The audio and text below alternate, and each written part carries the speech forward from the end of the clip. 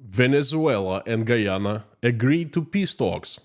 Russian logic resurfaces in Indonesia. Oh no! The USA to place military bases in Finland, Ukraine, and the UK, strengthening their security relations. Slovakia proves to remain free to protest. Hamas builds cutting-edge tunnels in Gaza Strip. The international community snubs Russia. Again. Russia steals airplanes. And the biggest news of the week, the Chinese start preconditioning Russians culturally. Welcome to another World's News as seen from Russia update. Howdy friends, my name is Konstantin. Welcome to Inside Russia, where usual Russia is explained by the unusual Russian. Every Wednesday I give you my Russian take on important world news, and let me jump straight to the news number one. The first news of the week comes from Venezuela. The good news, peaceful news. Venezuela and Guyana have agreed not to use force or threaten each other in their long-standing dispute over a border region with enormous oil reserves. Not to use force or threaten one another, to talk it over. I'll remind you that in the recent weeks, Venezuela was following Russian footsteps. It started threatening its neighbor Guyana with war. It wanted to steal Guyana's province, just like Russia did with the Ukrainian provinces. It just happened to be that huge oil deposits had been recently discovered in that province of Guyana. I'm sure that's just a pure coincidence. Just like Russia and Ukraine, Venezuela is much bigger and much more populated than Guyana. And according to Venezuelan leader, Chavismo dictator Maduro, Venezuelan army is mighty powerful, like the second strongest army in the world. We've heard that before, heard it a couple years ago somewhere. And then a miracle happened. The presidents of Venezuela and Guyana talked, and they decided not to fight over the disputed territory. They decided to negotiate, come up with a peaceful solution. Russian propaganda isn't happy about that. Russian Z-patriots are very angry. Peaceful talks? No war? They can't do that. They must attack, invade, annex. What kind of example the Venezuelans are showing to the people of Russia and to the international community for that matter? That someone can solve these disputes peacefully? Well, it turns out that someone in this world can live without war. The next news comes from Europe. Ukraine and the United Kingdom will sign a 10-year security pact in the coming weeks. A key element of this multi-year agreement is aimed at further strengthening intelligence sharing between Britain and Ukraine. In addition, the pact will provide for provision of military support and financial assistance to Kyiv. In particular, we're talking about sending combat units of the British Navy to Ukraine to help Ukraine control the Black Sea, the officials in the UK say. Russians, again, are angry, very angry. Ukraine signing a military alliance without Russia's approval? They say, how could they do that? How could they? I say, you go the UK. By the way, earlier this fall, Denmark signed a military agreement with the United States of America. That agreement will strengthen the access of American forces to Northern Europe and the Baltic Sea. I say, you go Denmark. And the next news comes from Slovakia. In the country's capital, Bratislava, there have been protests since Tuesday. 15,000 people protesting the government plans to amend the country's penal code. The prospective changes, which will require parliament and president to approve them before becoming the law, include a proposal to abolish the special prosecutor's office in Slovakia, which handles serious crimes such as graft, organized crime, and extremism. Lawlessness, chaos, disruption, says Russian propaganda, pointing its finger to Bratislava. You want that in Russia, they ask? I actually do want that in Russia. I'm not a big expert on Slovakia politics and policies. I don't know much about that country. I don't know what protests are about, and frankly, I don't want to know. But what I know is that as long as people of Slovakia have the right to protest unpopular decisions by their government or the president or whoever, as long as they get out on the streets and are not dispersed by the riot police, not arrested or not killed, the Slovakians are on the right path. I do wish that happening in Russia, actually. I wish all Russians could see you protesting proudly. But Russian state doesn't show it much. It's doesn't like that.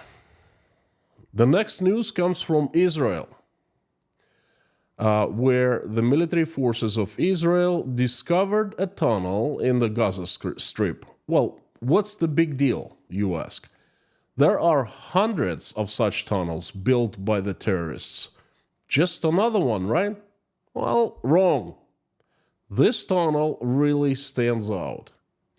It's 4 kilometers long and it's dug at the depth of 50 meters or 165 feet down underground.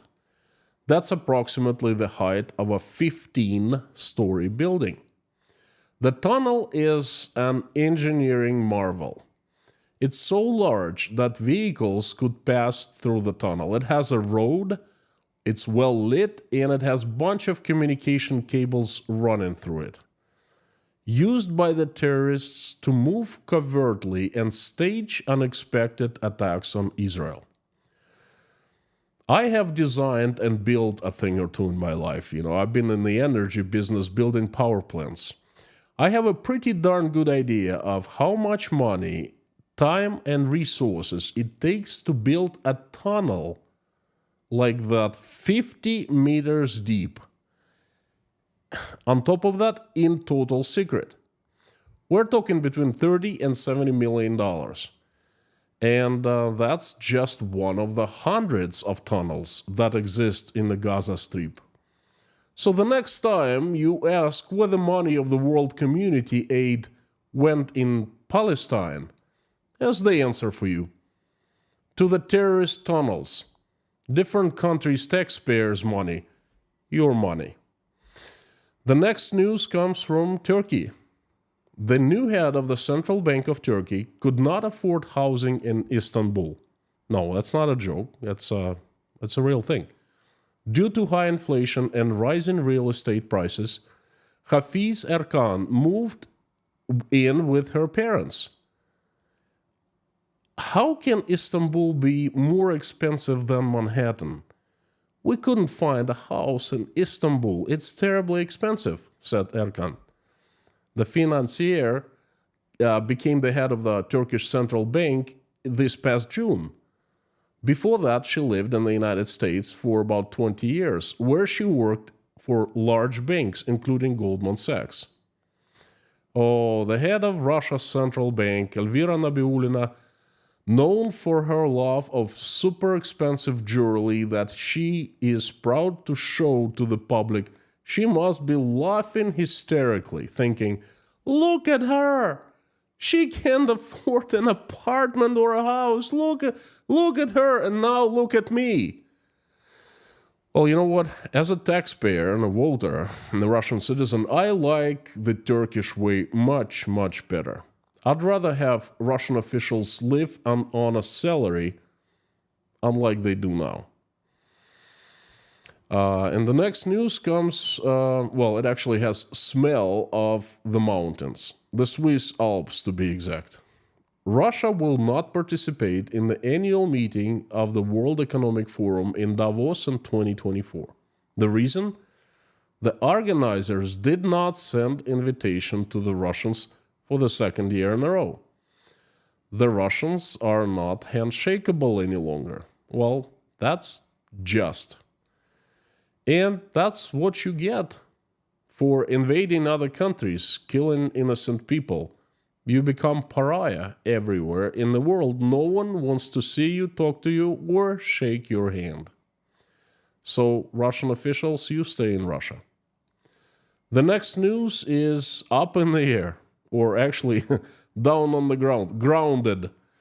The European Union is going to declare almost 40 airplanes of Russian airlines belonging to GTLK Europe, the sanctioned company, stolen. That's right, stolen. The High Court of Ireland may demand to arrest the airlines as early as today, December 20th. This will make it impossible for the Russian airlines to operate the aircraft, as they will be arrested at airports all around the world as soon as they land, as stolen. The Russian officials are not happy about that. They can't do that. That's stealing the airplanes from us. That's not fair. Well, didn't you all steal them in the first place? And the next news is Indonesian. The head of the Indonesian Ministry of Justice said that the government officials' wives are to blame for the corruption of the officials. Mohammed Mahmud said that the officials' wives put pressure on their husbands, allegedly forcing them to live beyond their means and resort to corrupt actions.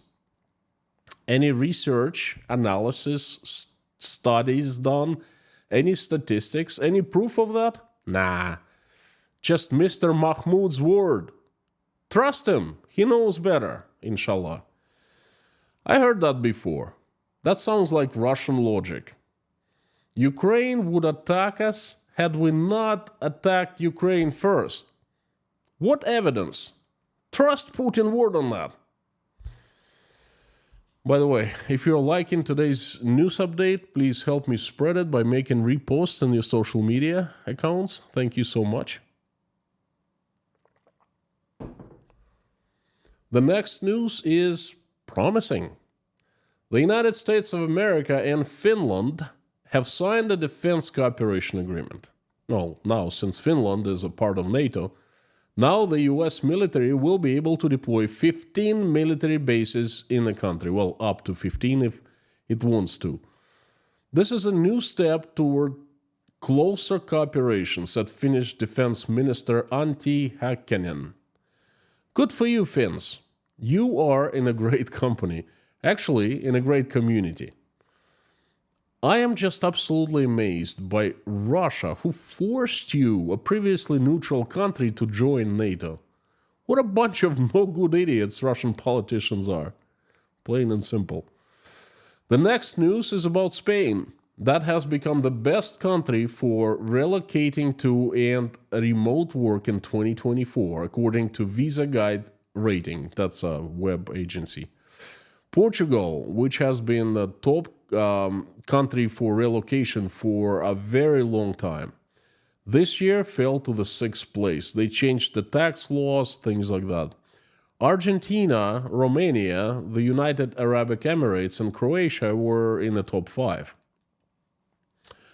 I myself don't need this Visa Guide rating to know these things. Myself and other runaways from Russia, we know quite well what are the best countries to move to. We have researched, discussed numerous times. You know, we are, most of us at least, are experts on that. Unfortunately, neither Spain, nor Portugal, nor Romania, nor Croatia, not even Argentina want us. The reason?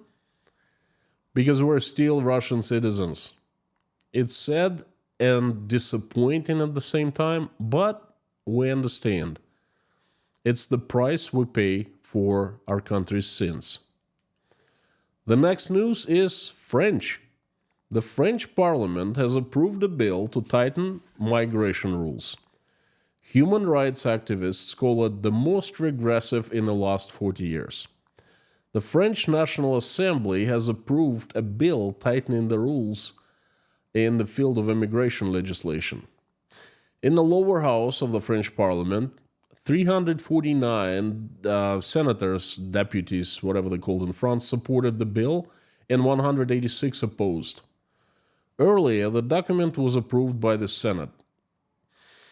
Among other things, the bill provides for simplification of the deportation of illegal migrants, the introduction of migration quotas, as well as the possibility of revoking French citizenship for foreigners convicted of crimes against law enforcement officers. Well, it actually sounds like a fair deal. If the French want it, they get it. Well, one less country for us Russians to consider. It's the payback again. The next news comes from the Red Sea. U.S. Secretary of Defense Lloyd Austin has announced the creation of a new maritime task force designed to protect commercial vessels crossing the Red Sea from the attacks of Houthi militants. Oil is trading near its highest in the last couple of weeks as more shipping companies avoid the popular fast route from the Persian Gulf to Europe. And now, with such task force that will be protecting the vessels, it's going to be faster and safer and easier to travel and to transport oil from Persian Gulf to Europe and to other locations. Do you know what it means in general? The world will become a safer place. Do you know what it means to Russia? The oil prices will decrease. Well, the safer world means safer shipping, right? And Russia, again, doesn't like that. Well, you know what? Who cares, really? Before I hit you with the main news, let me take a few sips of this wonderful tea. Catch my breath. Folks, if at this point you're asking yourself, how can I help this channel? It's easy. Please press the like button, or you can buy me a tea or coffee at buymeacoffee.com or become channel's patron at patreon.com.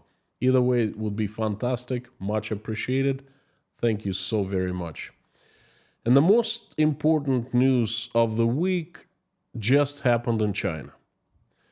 Xi Jinping proposed to extend Russian-Chinese years of culture by 2 more years. I remind you, in case you didn't know, 2024 and 2025 will be Russian-Chinese years of culture.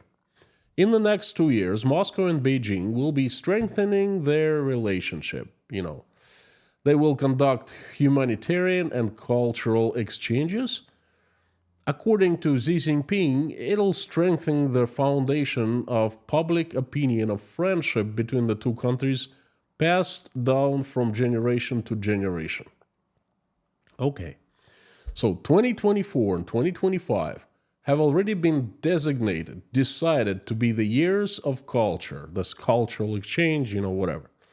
And today, all of a sudden, Xi suggested that these cultural years should be extended by 2 more years. And I will not be surprised if the Russian government will do whatever the Chinese say. Now, am I the only one who sees something fishy here? Who benefits these culture years? The Chinese most certainly benefit for much more than the Russians do. The Chinese culture will spread more and more into Russia and will stay there. It'll start growing onto Russians. The Chinese are already marking Russian territories as Chinese territories on the new Chinese maps. And the first step will be a quick military takeover of the Russian lands.